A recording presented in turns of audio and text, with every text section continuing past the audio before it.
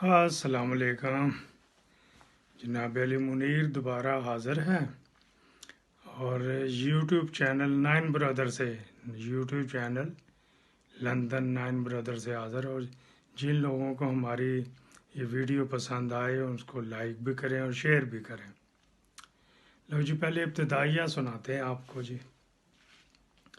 نبی کریم صلی اللہ علیہ وسلم نے جب شادی کی تھی حضرت خدیجہ سے ام المومنین سے تو وہ بڑی رئیس تھی، ان کا بڑا کاروبار تھا۔ آج کل کے الفاظ میں اگر کہہ لیں گوٹ فارم یا کیٹل فارم، کیمل فارم، یہ اس طرح کہہ لیں۔ اور دشمنوں نے لکھا ہوا جی ان کی 2-4 بکریاں تھیں اور نبی کریم صلی اللہ علیہ وسلم وہ بکریاں چرایا کرتے تھے، حالانکہ یہ غلط ہے۔ جو میں نے ہسٹری پڑھی ہے وہ اسی میں کہ ان کی ٹریڈنگ تھی کیٹل کی۔ جب آپ نے ان کے ساتھ نکاح کر لیا وہ ام المومنین بن گئیں تو کیٹل کی ٹریڈنگ ہی نبی کریم صلی اللہ علیہ وسلم کرتے رہے تھے۔ حضرت اماں جان نے کبھی نہیں کہا کہ آپ نے ہندوؤں سے کاروبار نہیں کرنا۔ اس وقت ہندو بھی تھے، بدھ مت بھی تھے، عیسائی بھی تھے، یہودی بھی تھے۔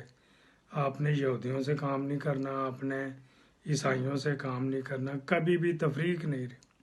اور اللہ تعالیٰ نے برکت دی، بڑے کاروبار میں برکت دی۔ اور ماشاءاللہ اس سے پہلے نکاح سے پہلے جو ہوتا ہے نا وہ حضرت ختیجہ کے بھائی ڈیل کرتے تھے۔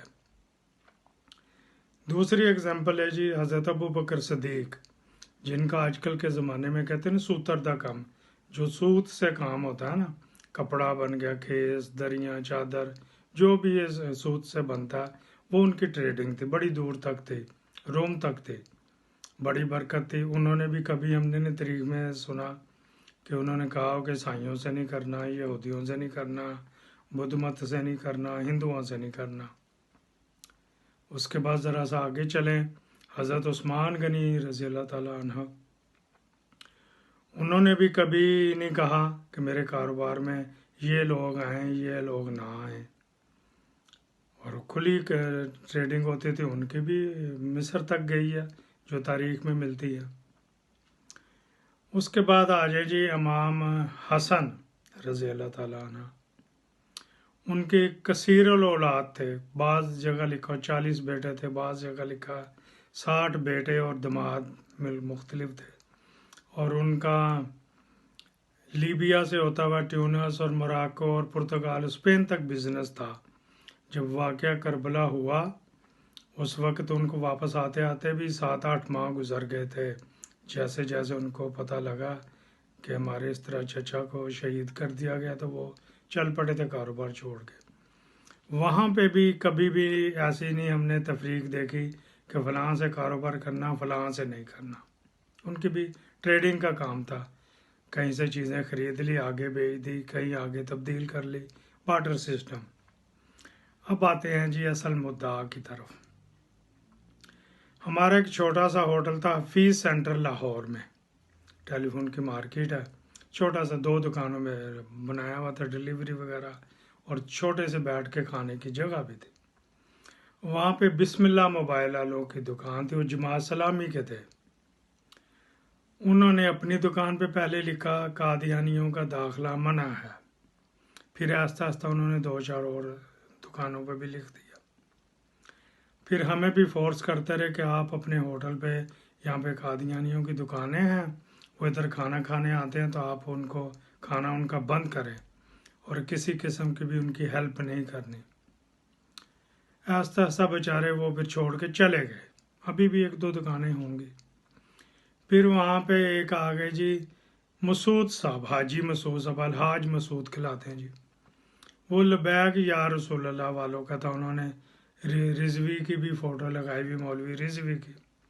ہر وقت کوئی بھی گاہک دیکھیں یا کوئی گاہک چلا جائے تو ان کے 4-5 بندے اونچی اونچی لبیک لبیک لبیک عجیب و غریب آوازیں نکال کے شروع ہو جاتے۔ انہوں نے دھونس دھاندلی سے ہر دکان کے اوپر لکھوا دیا قادیانیوں کا داخلہ منع ہے، پہلے اسلام میں داخل ہوں اور پھر دکان میں داخل ہوں، اس طرح کے ڈائلاگ انہوں نے لکھ کے لگا دیے۔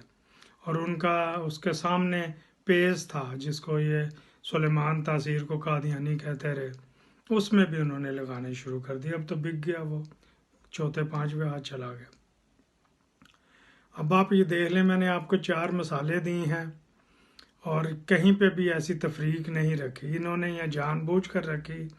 اور اتوار والے دن خدا کی کرنی آپ سب لوگوں نے دیکھی، پورا پلازا ہی خاکستر ہو گیا، زیرو پہ آ گئے لوگ. اور ان کا جو حاجی مسعود صاحب تھے، ان کی بھی 3 دکانیں تھیں، خاکستر ہو گئی. اور جو بسم اللہ موبائل والے، ان کو کروڑوں کا مال پڑا ہوا تھا، وہ بھی خاکستر ہو گئے. جو اوپر فلیٹ تھے وہ بھی زیرو ہو گئے. اب انہوں نے جن نے انشورنس کروائی ہوئی تھی، انشورنس کمپنی نے کہا جی سارا یہ پلازا نیا، سارے بیسمنٹ وغیرہ نئے بنیں گے. اور تباہ و برباد ہو گئے لوگ وہاں پہ. خدا تعالیٰ کی ایسی کرنی آتی بھی. کہیں پہ بھی کاروبار میں مذہب کو انوالو نہیں کرنا چاہیے.